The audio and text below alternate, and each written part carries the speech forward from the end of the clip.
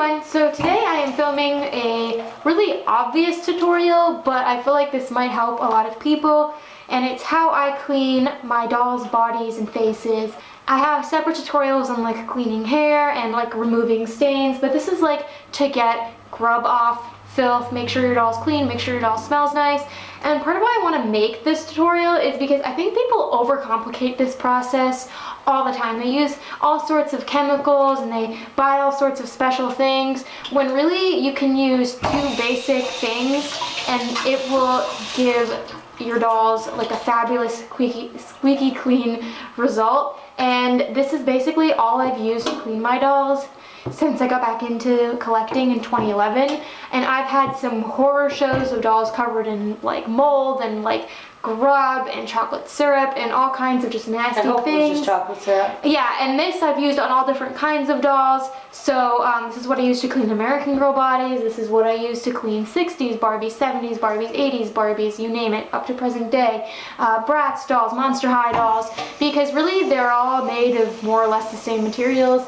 And I've even used this to clean porcelain dolls. So it's super duper simple and you don't need to go out and spend a ton of money. I mean, if you like to use a certain kind of product or chemical, that's up to you. But this is what I use and this is my tried and true method. If you guys watch my transformation videos, then you'll know what I am talking about already. But you're gonna need three things. First, you're gonna need a toothbrush, preferably not the one you brush your teeth with. Your dolls should have their own. I buy my dolls their own, and this one is a little wet right now because we were just using it. Then we have dish soap, whatever brand you want. Dish soap is great because it's made to clean your dishes, so it has like antibacterial properties. So if your doll has like a questionable background, then you know that she will be clean, or he. And also, okay, that's nice, there's hair on that. This smells really nice. Like, I find the smell of dish soap lasts the longest, and you can get kinds of like bleach alternative. This is the kind I like to use because it has the longest lasting scent, and you can get all different kinds of scents depending on what you like. And of course, baking soda. This is my bae. I use baking soda for everything. I use it to clean the bathroom. I use it to clean stains on the wall. I use it to clean my dolls. I use it for everything. So that's all you need, a little bit of baking soda. I have mine in a dish, a toothbrush, and some dish soap. So today's very disgusting makeover client is this angel face Barbie who I rescued for free from a charity store that was closing and moving. If you observe, she has a very disgusting face. In fact, this camera is making her look a lot more clean than she is. But you can barely see like all of her eye details because she's so nasty. But the legs are where it's all happening. I took some pictures, but I feel like the flash just kind of took away from the sheer disgustingness of all of this. Oh yeah, look at that. I've had dolls that were actually like full on dark brown that were supposed to be pale skinned, like one of my star dolls. So what I like to do is, this is my personal preference, I like to use the dish soap first and then the baking soda.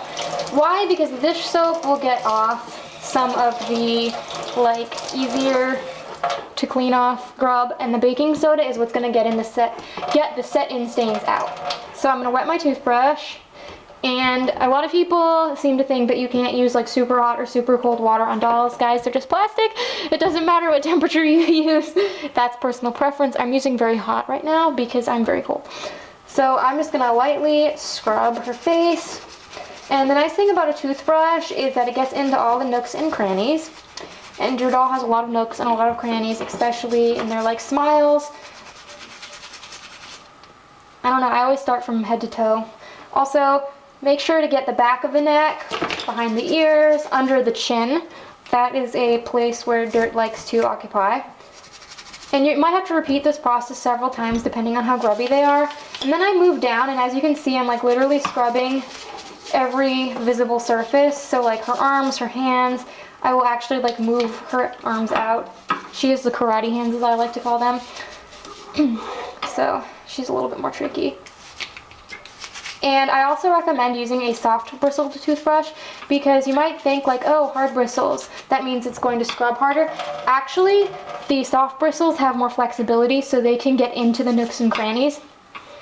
with 95% of dolls, you're not going to have a problem when you scrub them.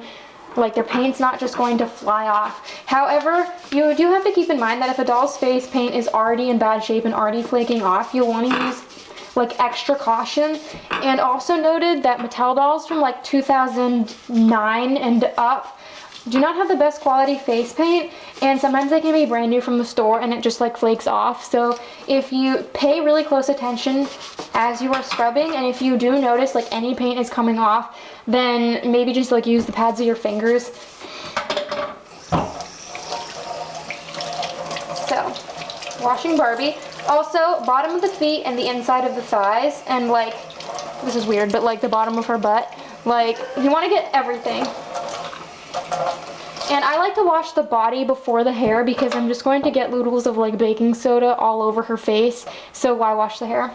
And I wash the hair with dish soap too. So I'm going to get some baking soda, and then I'm just going to repeat the same process with the baking soda. And this is what's going to get off all the set-in dirt. This works great on dolls of any kind, but especially those that are really disgusting.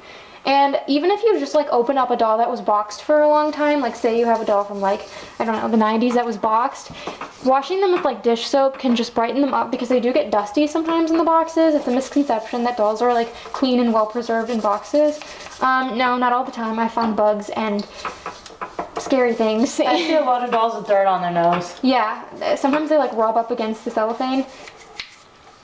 Sometimes even like brand new dolls are like that. One of my Selfie Snaps dolls had gross stuff on her face.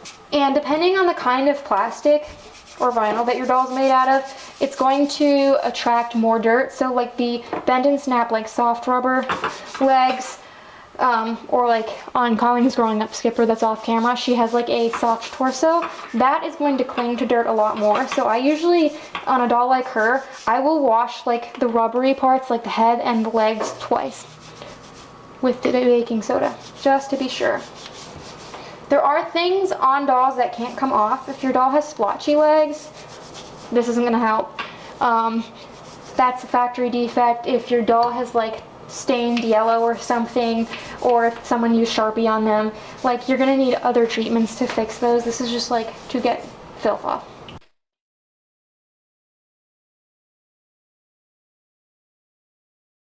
So she's already looking a lot cleaner. I'm gonna repeat this process. Wash her hair, boil wash her, tighten her neck, and I'll show you guys what she looks like at the end. So Barbie's bath is complete. She's dry now, and I have her under this lamp so you can really see how clean she is now.